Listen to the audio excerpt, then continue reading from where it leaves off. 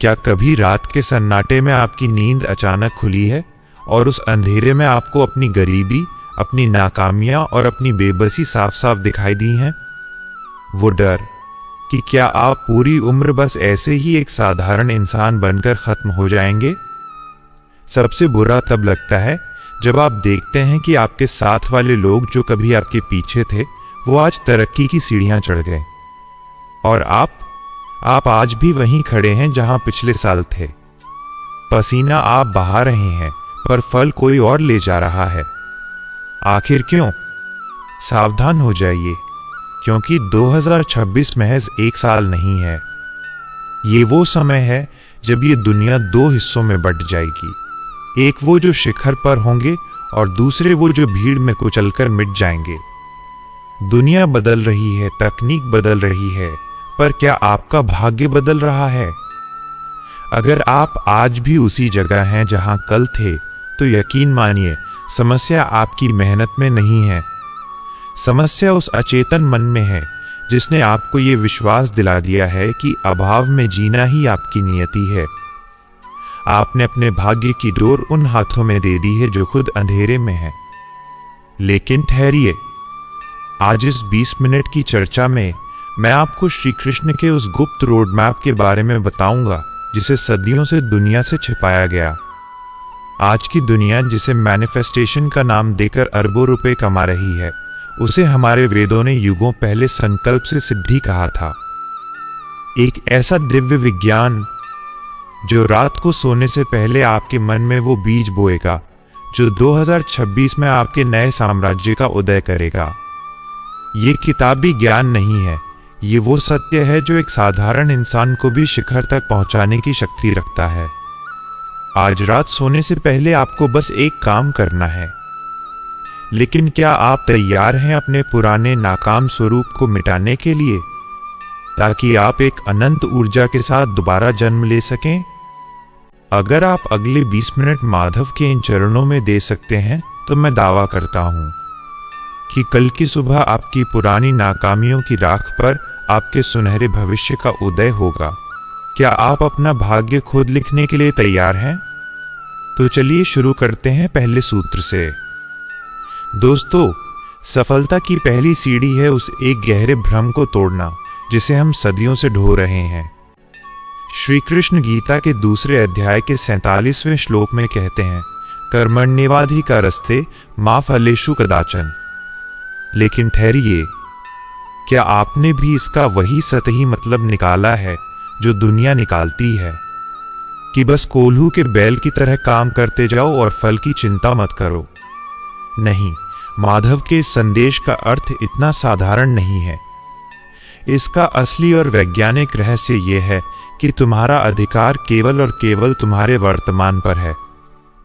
फल भविष्य में है और भविष्य तुम्हारे हाथ में नहीं है। लेकिन भविष्य का वो फल उस बीज पर निर्भर करता है जो तुम अभी इस पल में अपने दिमाग में बो रहे हो। अधिकांश लोग मेहनत तो शरीर से कर रहे हैं, लेकिन उनका मन फल के डर में डूबा हुआ है, और यही वो बिंदु है जहां आप अपनी जीत हार जाते हैं। अब एक बहुत कड़वा सवाल, आपका भाग्य बनता कैसे है? क्या ये ऊपर बैठे किसी मुंशी का लिखा हुआ हिसाब है? नहीं, आपका भाग्य आपके विचारों की फ्रीक्वेंसी से बनता है। ब्रह्मांड का एक सीधा और अटल नियम है, जैसा बीज वैसा फल।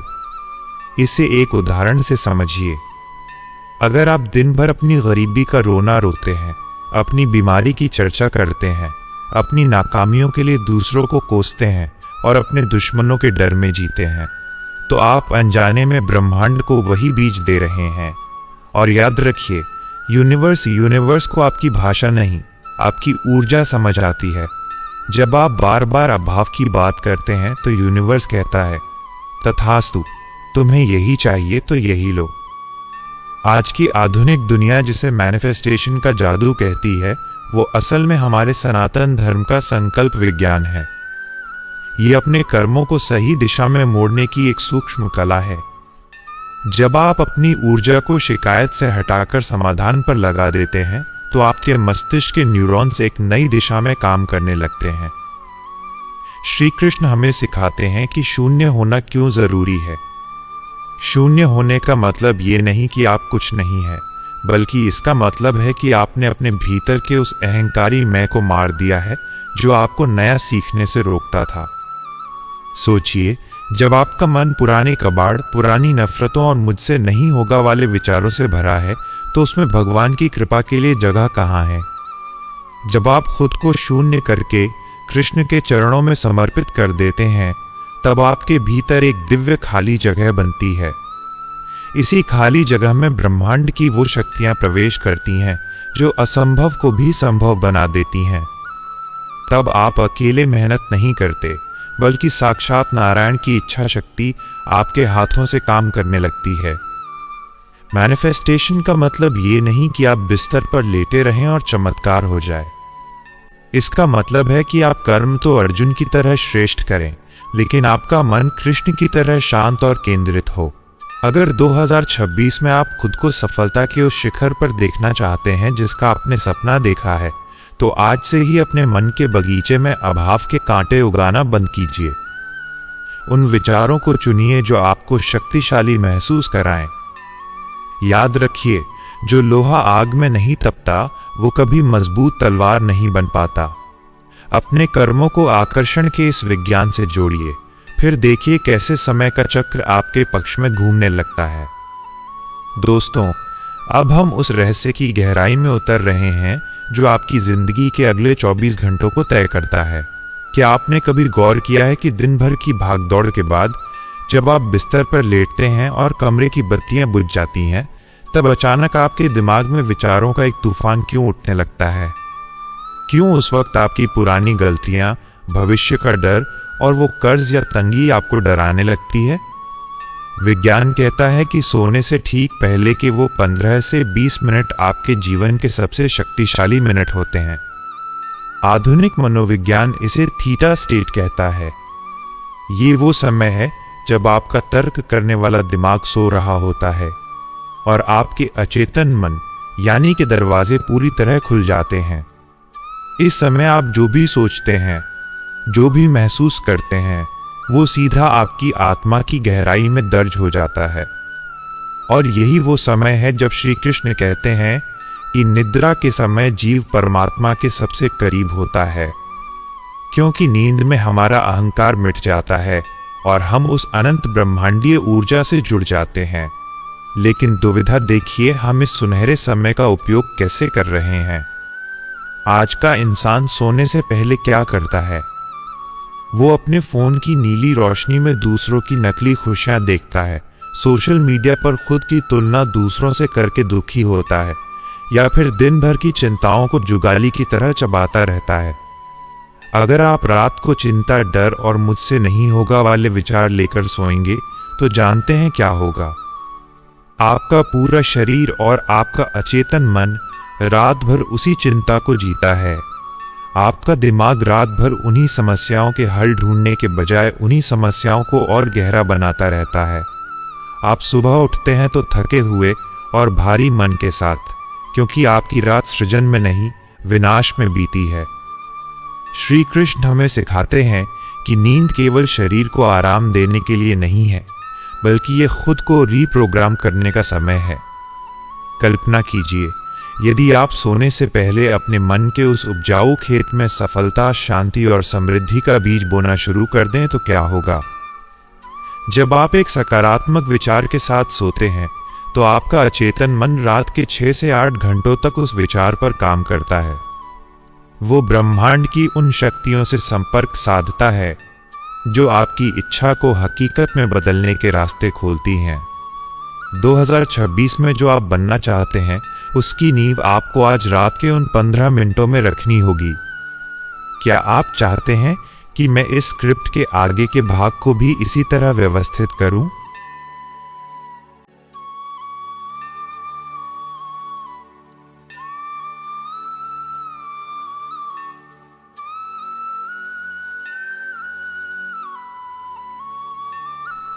सोने से पहले का वो समय एक ट्रांस की तरह होता है। यह वो समय है जब ब्रह्मांड आपसे पूछ रहा होता है, बताओ तुम्हें कल के लिए क्या चाहिए। और आप जवाब में अपनी बीमारियां, अपनी गरीबी और अपनी शिकायतें गिनाने लगते हैं। फिर आप कहते हैं कि मेरा भाग्य खराब है। नहीं, भाग्य खराब नहीं है, आपने मांगने का चुनाव गलत किया है।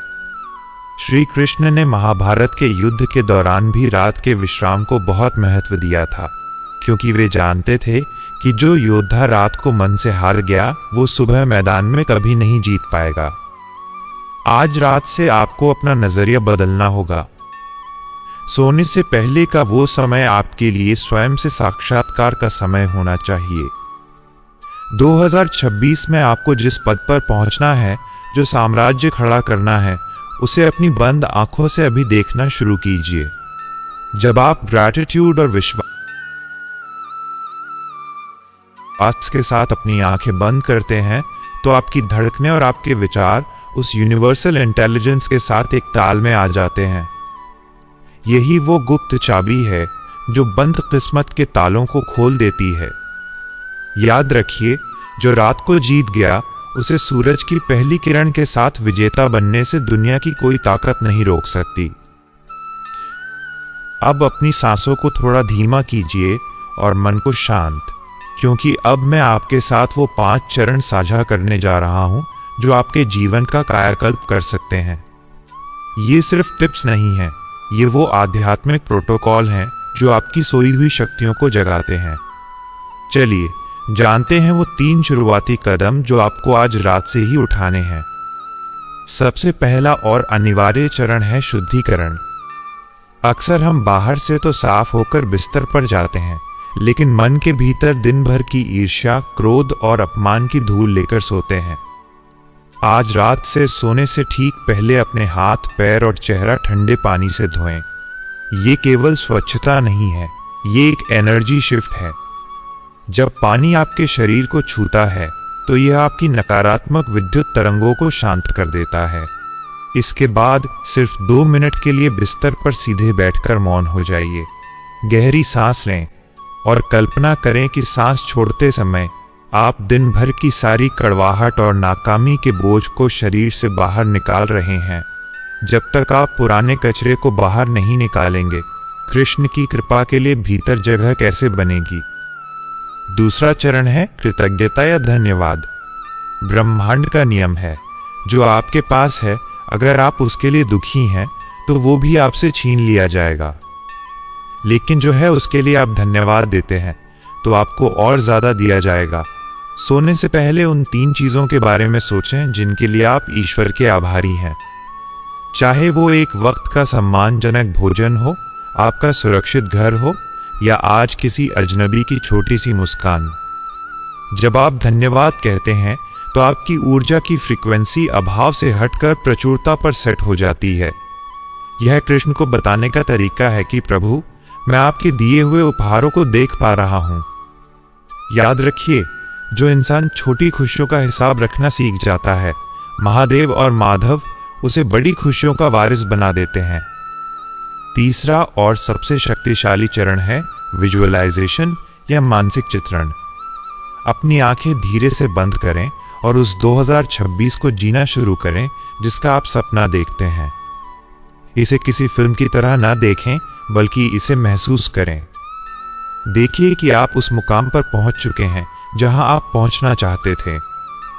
देखिए, आपके पास वो घर है, वो सुख सुविधाएं हैं, और सबसे बढ़कर देखिए आपके माता पिता के चेहरे पर वो सुकून और गर्व वाली मुस्कान है। इस दृश्य को इतना सजीव बनाइए कि आपकी आंखों के कोर गीले हो जाएं। विज्ञान कहता है कि मस्तिष्क हकीकत और कल्पना में फर्क नहीं कर पाता। जब आप इसे पूरी भावना के साथ महसूस करते हैं तो आप ब्रह्मांड को एक आदेश भेज रहे होते हैं। आप अपनी सफलता का ब्लूप्रिंट तैयार कर रहे होते हैं। ये 2026 की आपकी पहली सुबह का सपना नहीं, बल्कि उसकी हकीकत की शुरुआत है। लेकिन रुकिए, ये यात्रा यहां खत्म नहीं होती। अगले 2 चरण वो हैं जो आपकी इस मेहनत पर दिव्य मुहर लगाते हैं। चलिए जानते हैं वो अंतिम 2 सूत्र जो आपको अनंत की ऊर्जा से जोड़ देंगे। पिछले 3 चरणों में आपने अपने शरीर को शुद्ध किया, कृतज्ञता से अपनी ऊर्जा बदली और अपने भविष्य का सपना बुना। लेकिन अक्सर यहीं पर इंसान एक बड़ी गलती कर बैठता है। वो कैसे होगा कि जाल में फंस जाता है। यही काम आते हैं वो अंतिम 2 चरण जो आपके व्यक्तिगत प्रयास को ईश्वरीय शक्ति में बदल देते हैं। चौथा चरण है समर्पण। विजुअलाइजेशन के बाद आपके मन में ये डर आ सकता है कि क्या ये सच में होगा, मेरे पास तो साधन ही नहीं है। यह डर आपकी सारी मेहनत पर पानी फेर सकता है। यहां आपको अपनी सारी चिंताओं को एक पोटली की तरह बांधकर मानसिक रूप से श्री कृष्ण के चरणों में रख देना है। मन ही मन कहिए, हे माधव, मैंने अपना संकल्प आपके सामने रख दिया है। अब इसे पूरा करने का मार्ग, शक्ति और समय सब आपकी जिम्मेदारी है। जब आप जिम्मेदारी भगवान को सौंप देते हैं तो आप चिंता मुक्त हो जाते हैं। और याद रखिए, एक शांत और तनाव मुक्त मन ही ब्रह्मांड के संकेतों को पकड़ पाता है। समर्पण का मतलब हार मानना नहीं है, बल्कि उस सर्वोच्च सत्ता पर भरोसा करना है जो चींटी को भी दाना देती है और हाथियों को भी भोजन। अब आता है सबसे महत्वपूर्ण और अंतिम चरण, गुप्त मंत्र का जाप। जब आप पूरी तरह शांत होकर सोने के लिए तैयार हों तो अपनी सांसों के साथ इस मंत्र को जोड़ लें। ओम नमो भगवते वासुदेवाय।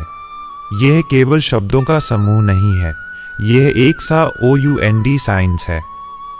इस मंत्र की ध्वनि आपके शरीर के रोम रोम में एक खास तरह का कंपन पैदा करती है। ए उस परम शून्य की गूंज है, नमो का अर्थ है झुकना, और वासुदेवाय उस चेतना का नाम है जो कण कण में व्याप्त है। जैसे जैसे आप मन ही मन इसका जाप करते हुए नींद की आगोश में जाते हैं, आपका अचेतन मन इस मंत्र की सकारात्मक ऊर्जा के साथ लॉक हो जाता है। रात भर जब आप सो रहे होते हैं, ये मंत्र आपके भीतर के डर, दरिद्रता और नकारात्मक ब्लॉकेज को जड़ से साफ करता रहता है। यह मंत्र आपके चारों ओर एक सुरक्षा कवच बना देता है ताकि 2026 की आपकी यात्रा में कोई भी बाधा आपको रोक न सके। सोचिए, यदि आप हर रात इस दिव्य ऊर्जा के साथ सोएंगे तो क्या दुनिया की कोई भी बुरी नजर या बुरा समय आपको छू पाएगा? कभी नहीं। आप एक साधारण इंसान से एक मैग्नेट बन जाएंगे जो दौलत, अवसर और सही लोगों को अपनी ओर खींचने लगेगा। यह 5 स्टेप्स का फॉर्मूला कोई साधारण उपाय नहीं है। यह एक आध्यात्मिक सर्जरी है जो आपके पुराने भाग्य को काटकर एक नया तेजस्वी भाग्य सिल देती है। अब आपके मन में एक सवाल उठ रहा होगा, क्या सिर्फ ये 5 कदम मेरी वर्षों की गरीबी और नाकामियों को मिटा देंगे? दोस्तों, विज्ञान और अध्यात्म दोनों एक सुर में कहते हैं कि किसी भी नई आदत को आपके न्यूरल पाथवे यानी मस्तिष्क का हिस्सा बनने में कम से कम 21 दिन लगते हैं। जब आप इस प्रक्रिया को लगातार 21 रातों तक दोहराते हैं तो आपके मस्तिष्क की वायरिंग पूरी तरह बदलने लगती है। आप वो इंसान नहीं रह जाते जो डर और अभाव में जीता था। आप एक ऐसी मैग्नेटिक पर्सनालिटी बन जाते हैं जिसकी फ्रीक्वेंसी ब्रह्मांड की प्रचुरता से मेल खाने लगती है। 2026 के आते आते आपके सामने ऐसे अवसर आने शुरू होंगे जो अब तक आपके लिए बंद थे। आप सही समय पर सही जगह पहुंचने लगेंगे और अचानक वो लोग आपसे जुड़ने लगेंगे जो आपकी तरक्की में सीढ़ी बनेंगे। जिस दरिद्रता और लाचारी को आप अपना स्थायी भाग्य मान चुके थे, वो श्री कृष्ण की कृपा की अग्नि में राख बनकर उड़ जाएगी। लेकिन यहाँ एक बहुत बड़ी चेतावनी है जिसे आपको अपने दिल और दिमाग में बैठा लेना चाहिए। कई लोग मैनिफेस्टेशन का अर्थ गलत निकाल लेते हैं। उन्हें लगता है कि बस बिस्तर पर लेटे रहने और सोचने मात्र से चमत्कार हो जाएगा। याद रखिए, महाभारत के मैदान में श्री कृष्ण ने अर्जुन को गीता का ज्ञान दिया था, लेकिन गांडीव अर्जुन को ही उठाना पड़ा था। कृष्ण ने अर्जुन के बदले युद्ध नहीं लड़ा, बल्कि अर्जुन को वो दृष्टि और शक्ति दी जिससे वो अकेले ही पूरी कौरव सेना पर भारी पड़ गया। ठीक उसी तरह ये 5 दिव्य सूत्र और ये मंत्र आपको वो मानसिक स्पष्टता और अजेय साहस देंगे जिससे आप 2026 में अपने साम्राज्य का निर्माण कर सकें। ये मंत्र आपके भीतर के आलस्य और प्रमाद को भस्म कर देगा, ताकि जब अवसर आपके दरवाजे पर दस्तक दे तो आप सोते हुए न मिलें। 2026 उन लोगों का साल होगा जो तकनीक के शोर में भी अपनी आत्मा की आवाज सुन पाएंगे। जब पूरी दुनिया मंदी, बेरोजगारी और अनिश्चितता से डरी होगी, तब आपके भीतर माधव के नाम का वो दीपक जल रहा होगा जो आपको हर अंधेरे से बाहर ले आएगा। आपकी बुद्धि इतनी प्रखर हो जाएगी कि आप वो रास्ते देख पाएंगे जो दूसरों को नजर नहीं आते। लेकिन याद रहे, सोया हुआ भाग्य तभी जागता है जब आप स्वयं जागने का साहस दिखाते हैं। यदि आप आज भी अपने पुराने बहाने, अपनी पुरानी शिकायतें और अपना वही पुराना आलस्य नहीं छोड़ सकते, तो फिर स्वयं ईश्वर भी आपकी मदद नहीं कर पाएंगे। श्री कृष्ण कहते हैं, उद्धरेदात्मनात्मानम, अर्थात अपना उद्धार स्वयं करो। अपने भीतर के उस योद्धा को जगाओ जिसे आपने नाकामियों के डर से सुला दिया है। सोचिए, जब आप 2026 के अंत में पीछे मुड़कर देखेंगे तो क्या आप ये कहना चाहेंगे कि काश मैंने उस दिन वो शुरुआत कर दी होती? या आप गर्व से कहेंगे कि हाँ, उस एक रात मैंने माधव पर भरोसा किया और आज मेरा जीवन पूरी तरह बदल चुका है। ये चुनाव आपका है। आने वाला समय बहुत तेज है, बहुत निर्दयी है, लेकिन जो कृष्ण के इस शून्य से शिखर के रोड मैप पर चल रहा है, उसके लिए काल भी अपना रास्ता बदल देता है। अपने भीतर के डर को निकाल फेंकिए, अपनी रीढ़ की हड्डी सीधी कीजिए और तैयार हो जाइए उस भविष्य के लिए जिसे अब तक आपने सिर्फ सपनों में देखा था। साम्राज्य खड़ा करने की शक्ति आपके भीतर ही है, बस उसे जगाने की देर है।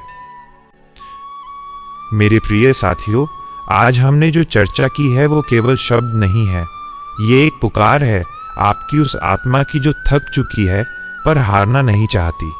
याद रखिए, गरीबी या नाकामी कोई श्राप नहीं है जिसे आप मिटा नहीं सकते। ये केवल एक धूल की परत है जिसे कृष्ण ज्ञान के पानी से साफ किया जा सकता है। आप एक साधारण इंसान के रूप में जीने के लिए पैदा नहीं हुए हैं। आप उस परमात्मा का हिस्सा हैं जिसके एक इशारे पर ब्रह्मांड बनता और बिगड़ता है। तो फिर क्यों अपनी काबिलियत पर शक करना? क्या आप सच में तैयार हैं अपनी पुरानी पहचान को पीछे छोड़कर 2026 में अपने जीवन का एक भव्य और नया अध्याय लिखने के लिए?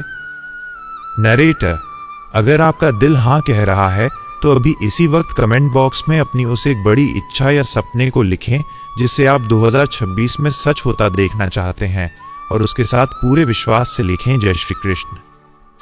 जानते हैं क्यों? क्योंकि जब आप अपने संकल्प को शब्दों में ढालकर सार्वजनिक रूप से घोषित करते हैं तो आप उसे ब्रह्मांड की ऊर्जा से जोड़ देते हैं। आपका लिखा हुआ एक एक शब्द आपके भविष्य की नींव बन जाएगा। ये आपका पहला कदम है अपनी सोई हुई तकदीर को जगाने की ओर। नरेटर, दोस्तों, ज्ञान बांटने से बढ़ता है। आज इस दुनिया में लाखों